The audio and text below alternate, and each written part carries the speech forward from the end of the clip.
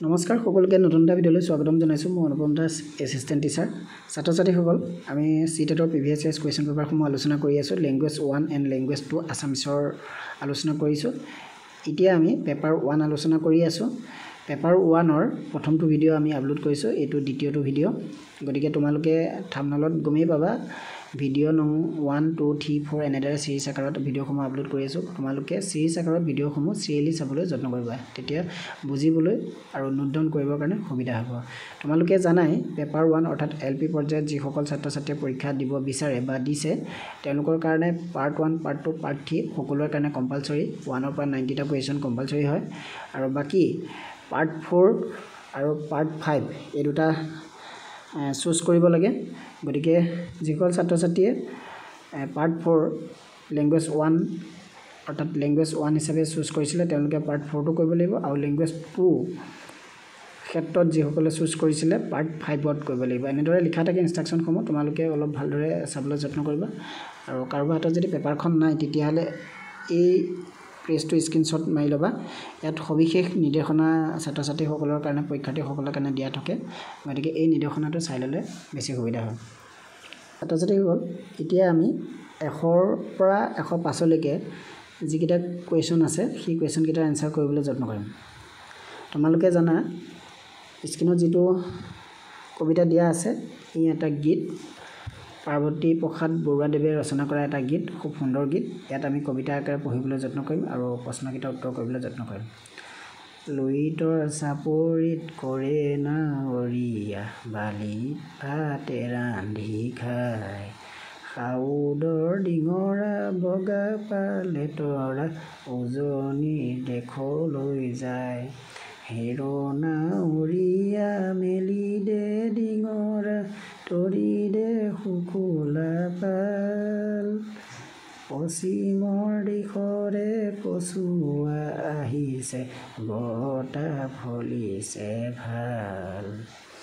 পালতে লাগিব পশ্চিমৰ পছুৱা তুলবুল কৰিব নাও ঢৌ চেৱে চেৱে বামে লগাই দিবি হালিব জালিব গা ছাত্ৰ ছাত্ৰীসকল এইটো যিসকল ছাত্ৰ ছাত্ৰীয়ে ভালদৰে সুৰ লগাই গীত গাব জানে তেওঁলোকৰ কাৰণে এইটো খুব ধুনীয়া কবিতা বা গীত তোমালোকে এনেকুৱা ধৰণৰ অসমীয়া যিবিলাক গীত আৰু কবিতা আছে সেইবিলাক যদি পঢ়ি থাকা তেতিয়াহ'লে প্ৰায় কমন পৰা দেখা পোৱা যায় এতিয়া আমি কবিতা আকাৰে গাবলৈ যত্ন কৰিম লুইতৰ চাপৰিত কৰে নাৱৰীয়া বালিত ভাতে ৰান্ধি খায় সাউদৰ ডিঙৰা বগা পালে তৰা উজনিৰ দেশলৈ যায় হেৰনাউৰীয়া মেলি দে ডিঙৰা তৰি দে শুকুলা পাল পশ্চিমৰ দিশৰে পছুৱা আহিছে বতাহ বলিছে ভাল পালতে লাগিব পশ্চিমৰ পছুৱা তুলবুল কৰিব নাও ঢৌ চেৱে চেৱে বামে লগাই দিবি হালিব জালিব গাও ইয়াত এটা শব্দ অকণ ইফাল সিফাল আছে গতিকে আমি শুদ্ধকৈ উচ্চাৰণ কৰিবৰ কাৰণে যত্ন কৰিছোঁ ছাত্ৰ ছাত্ৰীসকল আমি প্ৰথমটো প্ৰশ্নলৈ যাওঁ প্ৰথমটো প্ৰশ্ন 100 নম্বৰ প্ৰশ্ন আমি 99লৈকে আগৰ ভিডিঅ'ত কৰিছিলোঁ কবিতাটোত উল্লেখিত বতাহজাক 1 ঢৌ চেৱে চেৱে নাচিছে পশ্চিমৰ দিশৰ পৰা বলিছে 3 লুইতৰ চাপৰিত বলিছে 4 বালিত ভাত ৰান্ধি খোৱা পৰত বলিছে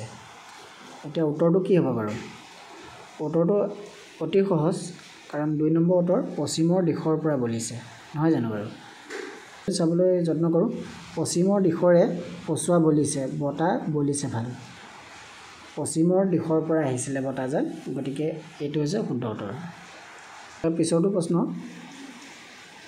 101 কবিতাটোৰ মূল বিষয় কি মানৱ প্ৰেম প্ৰকৃতিৰ সৌন্দৰ্য সাউদৰ নৌকাযাত্ৰা পছুৱা বতাহ কি হ'ব বাৰু ইয়াৰ উত্তৰটো খুব সুন্দৰ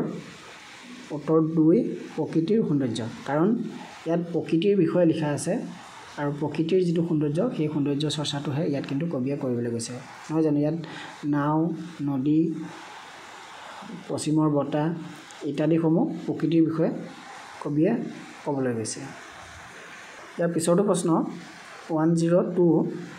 সাউদৰ ডিঙৰাৰ পালখন বগা বা শুকুলা ৰঙৰ তুলবুল কৰে হালে জালে ঢৌ চেও চেও নাচে অতি সহজ প্ৰশ্ন কাৰণ হাউদৰ ডিঙৰা যিখন পাল আছিল এখন বগা বা শুকুলা কাৰণ ইয়াত কৈছিলে তৰিদে শুকুলা পাল বুলি কোৱা হৈছিলে কবিতাটোত আমি যদি কবিতাটোত চাওঁ তাত স্পষ্টকৈ লিখা আছে হাউদৰ ডিঙৰা বগা পালে তৰা তৰিদে শুকুলা পাল 103 কবিতাটোত সদিশ বৰ্ণ বাক্যৰ শেষত আৰু কোনো ক্ষেত্ৰত মাজতো পুনৰাবৃত্ত হৈ কাব্য শৰীৰ ব্যঞ্জনাময় কৰি তুলিছে ই কি অলংকাৰ